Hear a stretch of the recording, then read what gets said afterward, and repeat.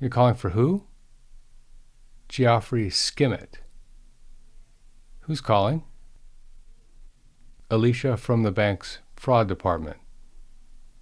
And Alicia, what's your last name? You won't tell me. Okay. What's this in regards to? Someone is wiring money out of Geoffrey's account right now, and you want to make sure that it's not unauthorized.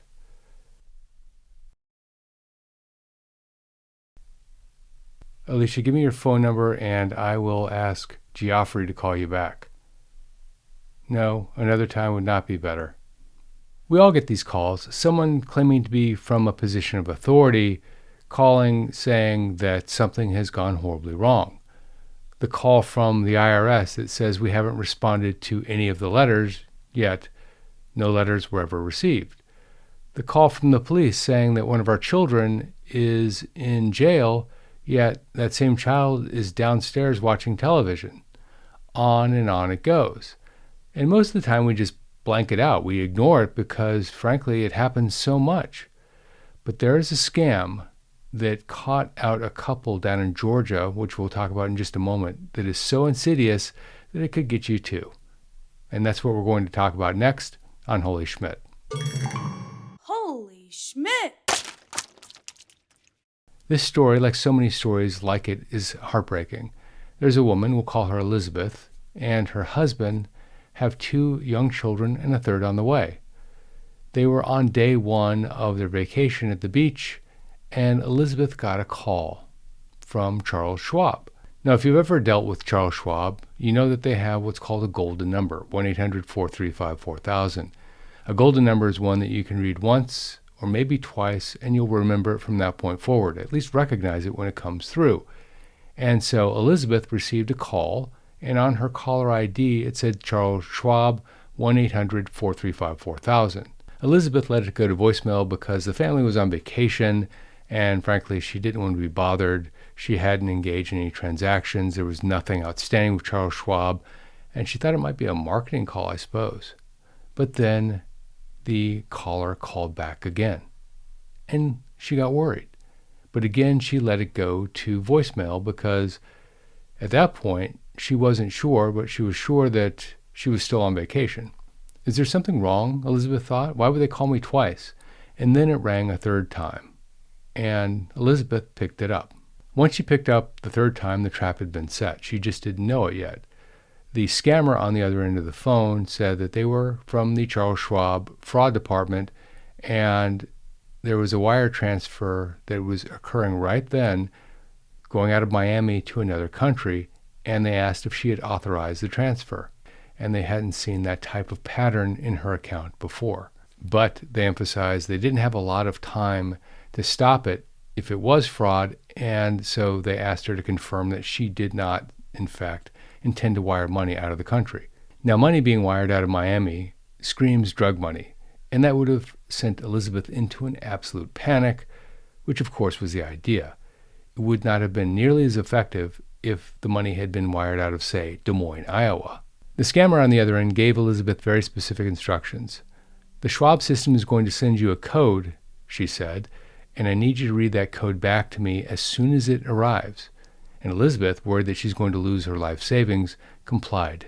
The fraudster on the other end said that they needed to put her on hold while they checked to see if they got it in time, and they never came back. A few seconds later, Elizabeth was out nearly $10,000. When Elizabeth looked at her account and realized that all the money was gone, she immediately called Charles Schwab and was hoping that they would stop the payment, or at least they have some sort of process in place, like when someone steals your credit card and charges on your credit card, you're not liable for that money. Well, she thought maybe she's not liable for the scam. Schwab looked into it, and a few days later they came back and they said, we're sorry, but you did give up an access code to your account, which effectively means that you're responsible for what happened. And it does say on the bottom of the access code, don't give this code to anyone. Now, Elizabeth is well educated. She's also probably pretty savvy. She's a teacher. She might even teach her class about these types of scams. So how is it that this type of scam would have caught her off guard, like it would many people, frankly? The answer was that the setup was right, and it's a lot more convincing when you have the right setup. First, when you get a call from Charles Schwab and the caller ID says the call's from Charles Schwab, that tends to put people off guard. The target might even feel like if it says Charles Schwab on the phone, it's Charles Schwab's responsibility, not mine, because shouldn't Charles Schwab police their name being used on calls like this?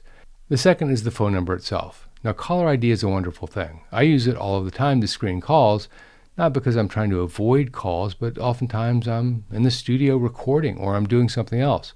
So I will look at the phone, and there are certain calls that I will take anytime. Other calls I'll call back, and some calls I'll never call back, like a telemarketer. For those of you who don't know, it's against the law in the United States for anyone to falsify their caller ID with the intent of committing fraud. The fine is $10,000, up to $10,000. Yet there isn't a day that goes by where I don't get 2 or 3 or 4 phone calls from a caller ID that isn't real. How do I know it's not real? Well, they never leave a message, and if it's from a number in a location that I'm familiar with, because I have family in certain parts of the country, if I call the number back, invariably the ones that don't leave a message also are disconnected. So there's some squinting when it comes to the behavior of people when it comes to this particular law. But it's rare that someone will get a call that egregiously represents that they're from a major banking powerhouse, phone number and all. So when that happens, it catches you off guard. The third point is that the scammer knows that Elizabeth and family have an account at Charles Schwab, and they have the username and password, because all they were trying to do was get the 2-step verification code. They had everything else. And since Elizabeth never was asked for her username and password, it didn't occur to her that they already had it, and she was providing the final step to unlock her account. Now, how would they get her username and password? Well, either from a data breach somewhere or a phishing scam somewhere. The data breach would have to have been at Charles Schwab. She would have been notified more than likely in that scenario anyway.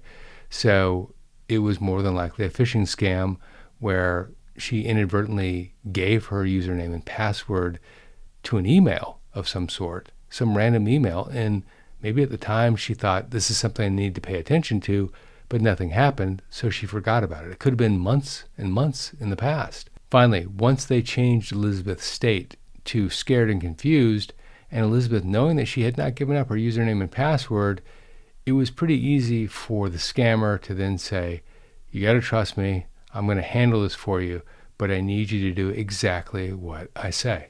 And Elizabeth felt like the scammer was on her side, trying to stop something bad from happening, and dutifully read that code back to the scammer, even though at the bottom of the code it says, do not give this code to anyone. So what do you do if this happens to you? Well, it's simple. If you know it's a scammer, don't pick up. If it's a legitimate call, they'll leave their name and number, and you can call them back. If it's not legitimate, they won't leave a name and number because there won't be a place for you to call back. If you pick up and then realize it's a scammer, don't engage, just hang up the phone. And if you pick it up and you think it might be legitimate, but you're not sure, then ask them for their telephone number and tell them you'll call them back. Even tell them that you get a lot of scam phone calls and you want to make sure that they're legitimate.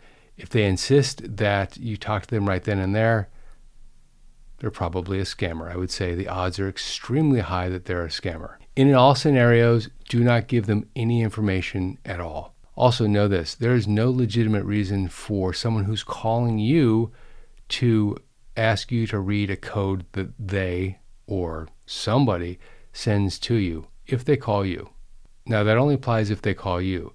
Now, if you call them, that's a different story. Oftentimes, you will call your bank and you'll ask for information, and they'll say, I need to verify that it's really you. I'm going to send you a code, read the code back to me. But you are the one making the call to the business, not the business making the call to you. Understand the distinction. And on that text that you get, it won't say, don't give this code to anyone. And this last point is really important, so I'm going to say it a different way.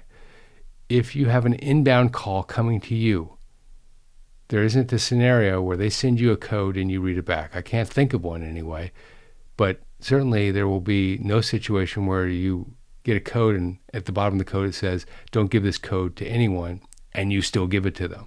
If you like this video, check out that video. Retirees should not trust these 10 people. This is Jeff Schmidt, and I will see you in that video right there.